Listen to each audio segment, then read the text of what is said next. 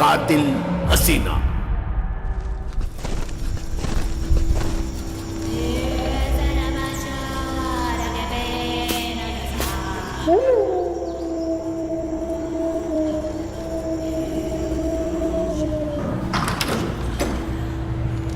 ऐसा लगता है हवेली सालों से बंद है।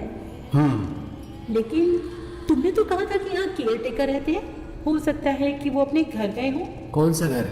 यहाँ 50 किलोमीटर के एरिया में सिर्फ ये एक हवेली है। फिर कहाँ गए वो लोग? पता नहीं यार, मैं भी तुम्हारे साथ ही हूँ। ये दरवाजा अपने आप कैसे बंद हो गया? लगता है हवा कुछ ज्यादा ही तेज चल रही है। इतना बड़ा दरवाजा हवा से नहीं। ये दरवाजा खुल क्यों नहीं रहा? अरे जाम हो गया होगा। तुम्हें कुछ समझ नहीं आ रहा क्या? यहाँ जरूर कुछ ना कुछ गड़बड़ है।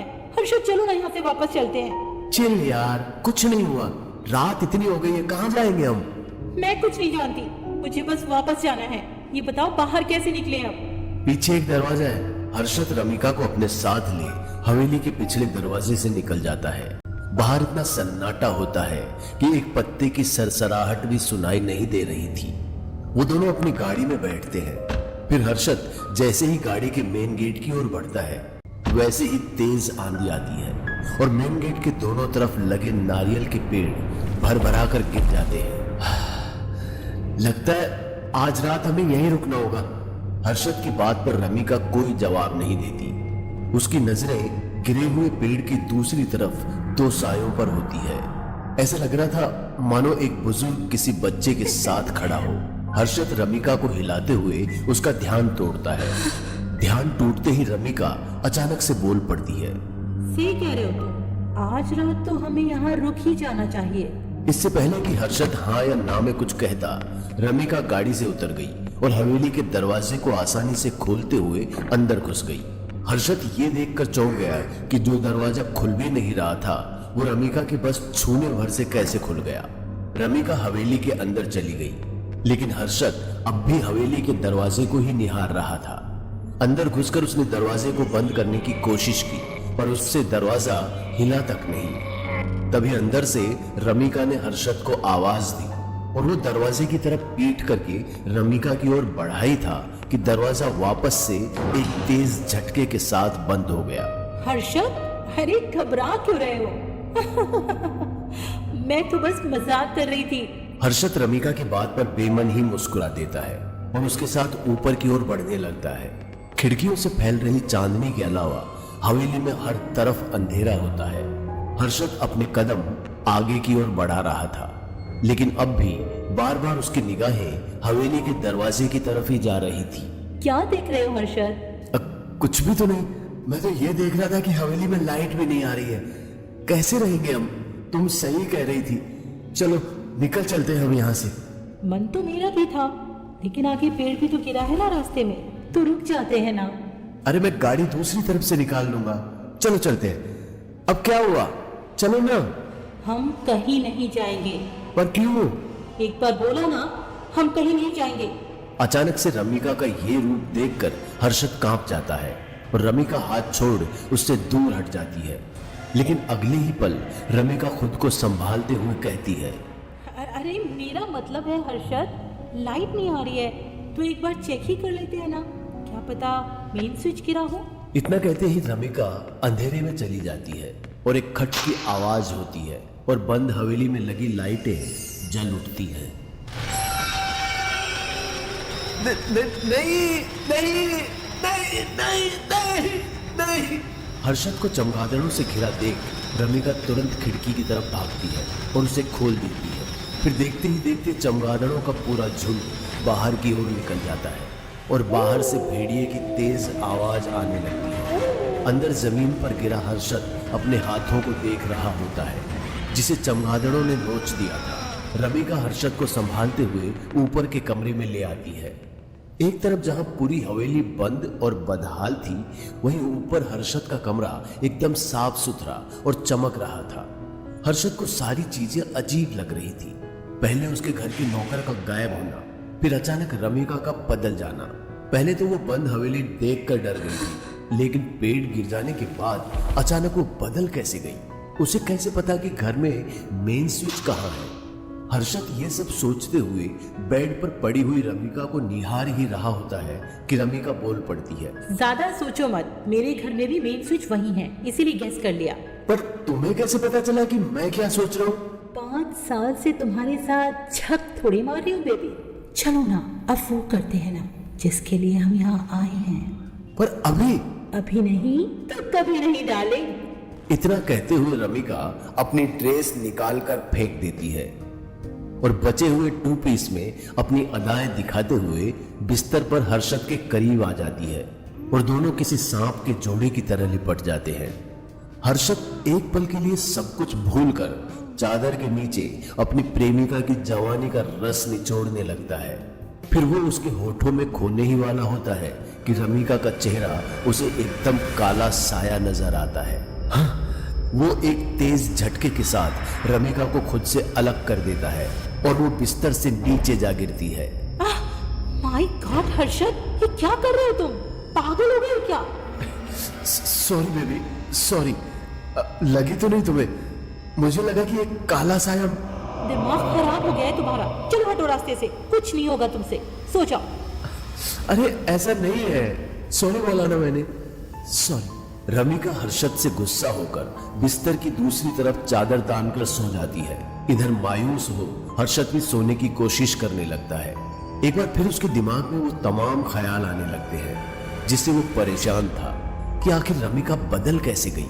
बंद हवेली में अब उसे डर क्यों नहीं लग रहा? कहीं उसके अंदर किसी का साया तो नहीं? हर्षद करवट लेकर सोई हुई रमिका की प्यारी मुस्कान देखता है और उसके दिमाग से ये तमाम ख्याल दूर हो जाते हैं और रमिका को निहारते हुए उसकी आंखें लग जाती है और वो एक गहरी नींद में चला जाता है। उसके सोते ही बाहर हलचल तेज हो जाती है। हवा का रुख बंद हवेली की तरफ ऐसे होता है कि हवेली के हर खिड़की दरवाजे आपस में टकराने लगते हैं। चांद के आगे काले बादल गहराने लगते हैं और बिजली की तेज कड़कड़ाहट के साथ हर्षद की नींद टूट जाती है।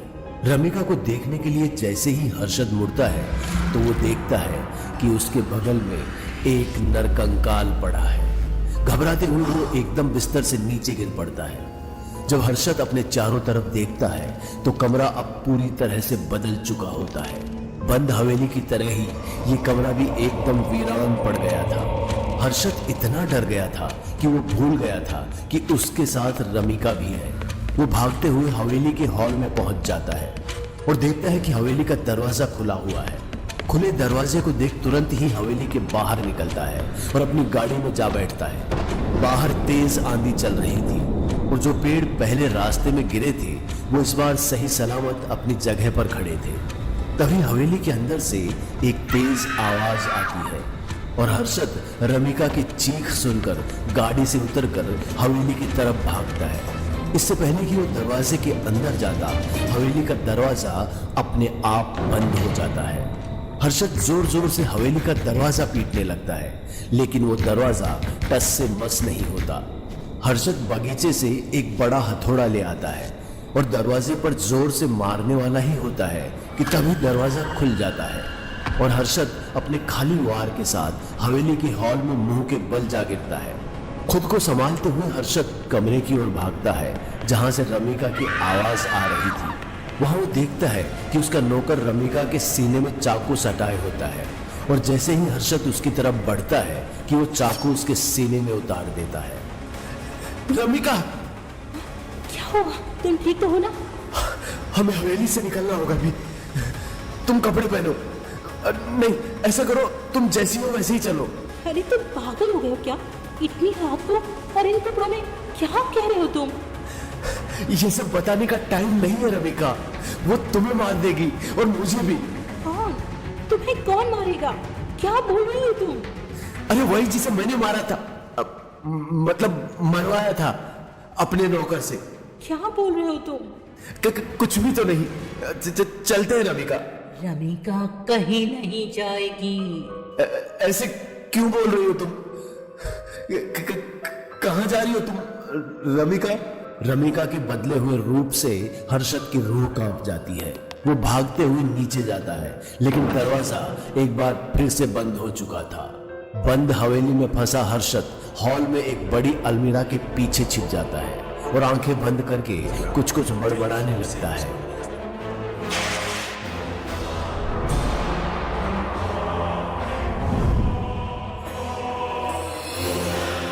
सारिका, मैं तुम्हें नहीं मारना चाहता था, पर मैं मजबूर था। मैं बेवकूफ था जो पापा की बातों में आ गया। मुझे तुम्हें चुनना चाहिए था। हर्षु, कहाँ हो तुम? मुझे तो मरने के लिए छोड़ गए, रमिका को भी मरने दोगे क्या? हर्षद जानता था कि यह रमिका नहीं है, उसके अंदर छुपी सारिका है, इसलिए वो कुछ भी नहीं बोलता। इधर सीढ़ियों से उतरती हुई पायल की आवाज हर्षद की तरफ ऐसे बढ़ रही थी जैसे उसकी मौत उसके करीब आ रही हो। सारिका अलमीरा से चिपक कर कान लगाकर हर्षद की तेज सांसों को सुनने लगती है। फिर अचानक से अलमीरा के पीछे झांकती है, लेकिन हर्षद वहां था ही नहीं। वो दूसरी ओर सोफे के पीछे जा छुपता है। शुरू से ही इस खेल में माहिर हो तुम, छुपने में, इसीलिए तुम्हारा छिपा हुआ चेहरा नहीं देख पाई मैं। मुझे लगता था तुम मुझे कभी नहीं छोड़ोगे। छोड़ा भी कहाँ, जान से ही मार दिया। मुझे पता है, सोफे के पीछे हो और मैं सोफे पर बैठी हूँ। मुझे मजा आ रहा है तुम्हें यूं जान बचाते देखकर। इतना कहने के बाद सारिका अचानक से सोफे पर चढ़ दूसरी तरफ देखती है।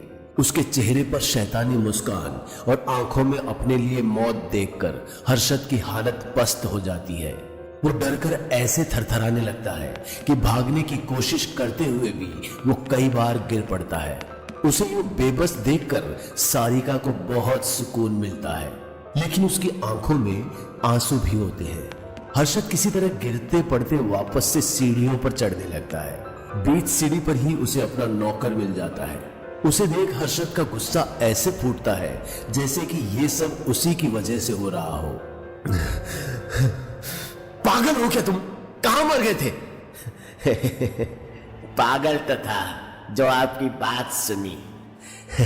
और हाँ, मर तो मैं कब का गया। अचानक से चाकू उड़ते हुए आता है और नौकर के गले में धंस जाता है और वो शैतानी हंसी हंसने लगता है।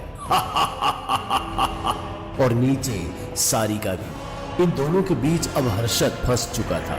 अपनी ये हालत देखकर उसे सारिका का वो आखिरी दिन याद आता है जब उसने सारिका से सारे रिश्ते तोड़ते हुए उसके सामने सिर्फ मरने का ऑप्शन छोड़ा था। हर्षद, कह दो कि ये मजाक है। नहीं, पापा नहीं चाहते कि मैं तुम्हारे साथ ये रिश्ता रखूं, और उन्हें डर है कि कल को तुम हमें बदनाम कर सकती हो। इससे उनके पॉलिटिकल इमेज को बहुत नुकसान होगा। अच्छा यही होगा कि तुम खुद ये जहर पी लो, क्योंकि मैं तुम्हें मार नहीं सकता। पागल हो गए हो तुम। मुझे भी नहीं रहना तुम्हारे जैसे नामर्द के साथ जो अपने पाप की तलवे चाटता हो। सारिका, मैं तुम्हें छोड़कर जा रही हूँ। इतना कहते हुए सारिका जैसे ही ऊपर की तरफ जाती है वैसे ही हर्षद का नौकर उसका रास्ता रोक लेता है और उसे बालों से घसीटते हुए नीचे ले आता है और उसे अपने कमरे में ले जाता है। हर्षद भी वहां आ जाता है और उसके इशारे पर नौकर सारिका के सीने में चाकू उतार देता है। हर्षद उसके मरने का इंतजार नहीं करता और उसे हवेली में ही छोड़कर वहां से निकल जाता है। अंदर नौकर भी उसे जान से नहीं मारता बल्कि हैवान की तरह उसे मरता हुआ देखता है। मजा आ रहा है मैडम आपको तड़पता हुआ देखकर। क्या बोलती थी आप? हर्षद, देखो ना, ये नौकर मुझे गंदी नजरों से देख रहा है? हाँ, देखता था। तो क्या हुआ? तेरे हर्षद की तरह मरता हुआ छोड़कर तो नहीं गया ना? आज तो तुझे छूने को मन कर रहा है। जिस सीने में चाकू गड़ा है वहां कितना सुकून है। मैडम, आप कहो तो पास आकर देख लो। नौकर सारिका के सीने पर हाथ फेर जैसे ही उसके करीब आता है सारिका अपने सीने से चाकू निकालकर उसकी गर्दन में धंसा देती है और दोनों वहीं दम तोड़ देते हैं। ठीक उसी तरह नौकर अब हर्षद को भी उसी कमरे में ले जाता है और सारिका भी उसके पीछे पीछे चल देती है, लेकिन अंदर सिर्फ उसकी आत्मा जाती है। रमिका का शरीर बाहर ही रुक जाता है। रमिका के सामने अब एक कमरे के अंदर 2 लाश और उसकी आत्मा थी और तड़पता हुआ हर्षद। जिसे बचाने के लिए वो आगे बढ़ना चाहती है, लेकिन सारी चीजें जानने के बाद उसकी हिम्मत नहीं होती कि वो सारिका के रास्ते में आए। चली जाओ यहाँ से अभी। सारिका की आवाज सुनते ही रमिका सहम जाती है और उसके कमरे का दरवाजा बंद हो जाता है। हवेली का दरवाजा खुल जाता है। रमिका भागते हुए हवेली से निकल आती है और एक बार फिर से हवेली बंद हो जाती है और अंदर से चीखें इतनी तेज आने लगती है कि पूरी हवेली थर्रा उठती है और रमिका बिना पीछे देखे वहां से भाग निकलती है।